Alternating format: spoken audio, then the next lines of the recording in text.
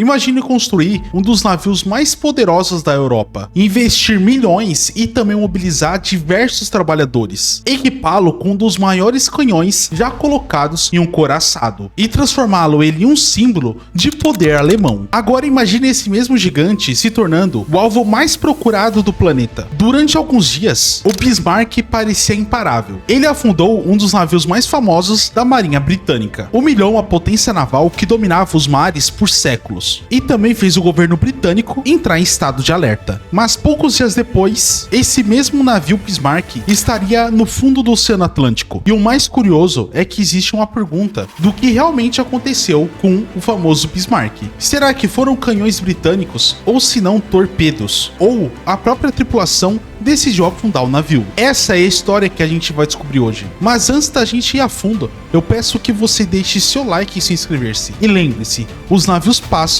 e as histórias permanecem. Para entender a queda do Bismarck, a gente precisa entender por que ele existia. Porque esse navio não era uma embarcação qualquer, um aviso ao mundo. E tudo isso começou muito antes da Segunda Guerra. Após a Primeira Guerra Mundial, a Alemanha sofreu diversas restrições. O Tratado de Versalhes limitava drasticamente as forças armadas. Durante anos, a Alemanha ficou longe do poder que antes ela tinha. Mas quando a Alemanha chegou ao poder, tudo começou a mudar. O governo alemão iniciou um enorme programa de rearmamento. Então, começou a construir novos tanques, novas armas, novos navios e com isso veio o Bismarck. Lançado no mar em 1939, ele impressionava de todos os lados. Possuía cerca de 251 metros de comprimento, deslocava mais de 50 mil toneladas em plena carga. Sua blindagem era extremamente eficaz e seus canhões tinham aproximadamente 380 milímetros, podendo atingir alvos à distância de quilômetros. Mas os números não contam história. O que realmente assustava os adversários era só a combinação entre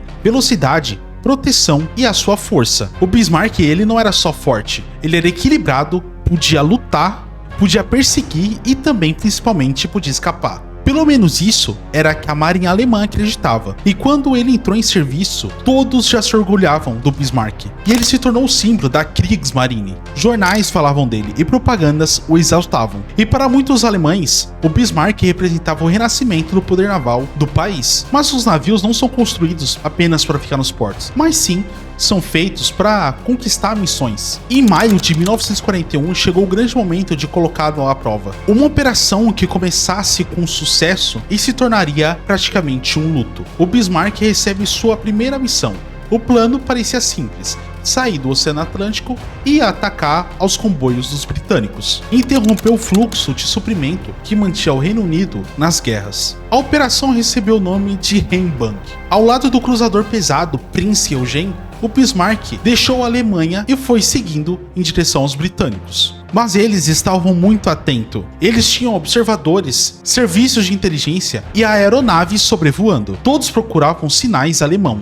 E quando finalmente descobriram que o Bismarck estava no oceano, a reação foi imediata. A Marinha Real mobilizou as suas forças. Os navios começaram a convergir para interceptá-lo. Entre eles estava um poder britânico que defendia o país há séculos. Um navio que parecia também invencível, o HMS Hood. O que aconteceria em seguir chocaria o mundo. Na manhã de 24 de maio de 1941, o Bismarck finalmente encontraria os seus perseguidores. De um lado estava o orgulho da Alemanha e do outro lado estava o orgulho da Grã-Bretanha. O HMS Hood não era qualquer embarcação para os ingleses, mas sim um símbolo de poder naval. Mas uma coisa que a gente precisa ter em mente é que a guerra não respeita reputações. Quando os primeiros disparos aconteceram, os dois lados estavam enfrentando uma disputa histórica. As embarcações se aproximavam em alta velocidade, os canhões rugiam, as colunas de água surgiam ao redor. Inicialmente, os britânicos acreditavam que tinham uma enorme vantagem. Um dos projetos do Bismarck encontrou seu alvo e acabou atingindo uma parte crítica do HMS Hood. Segundo depois, aconteceu uma explosão gigantesca que sacudiu o navio britânico. Testemunhas ficaram em choque. Muitas pessoas não imaginaram que aquilo estava acontecendo. O HMS Hood partiu-se no meio e logo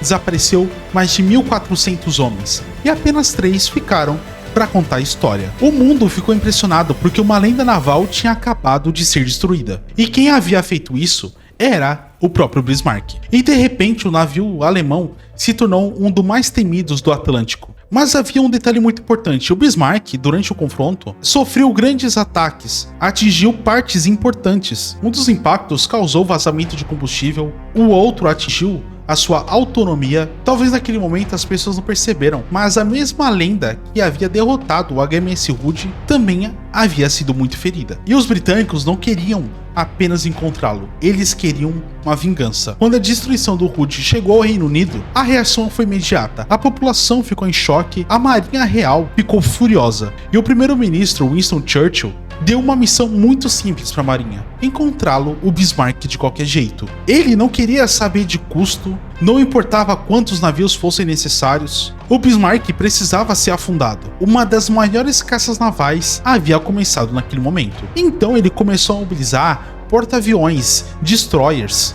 encouraçados, cruzadores. Todos receberam a mesma missão: encontrá-lo, o Bismarck. Enquanto isso, o comandante alemão, o Gunther, enfrentava um problema crescente: o combustível do Bismarck estava diminuindo. A situação tornava-se cada vez mais complicada. Por isso que ele decidiu desistir da sua missão original. Agora o objetivo era alcançar a França, ocupada pelos alemães, porque lá o navio poderia ser reparado caso ele chegasse. Durante algum tempo isso parecia dar certo, porque os britânicos perderam contato com Bismarck. Era uma oportunidade ideal para escapar. Mas então os historiadores acreditam que aconteceu um erro fatal. No James transmitiu mensagens relativamente longas para informar a situação do Bismarck. Essas transmissões ajudaram a estimar os britânicos de sua posição. Então a caçada recomeçou, mas o Bismarck ainda tinha chances. Ainda era poderoso, assim era rápido e também ele era muito ágil para escapar. Mas o destino daquele navio mudaria por causa de uma arma que relativamente era muito ultrapassada para aquela época. Então os britânicos colocaram os aviões HMS Ark Royal para caçar o Bismarck. Entre essas aeronaves estavam o Fairey Swordfish,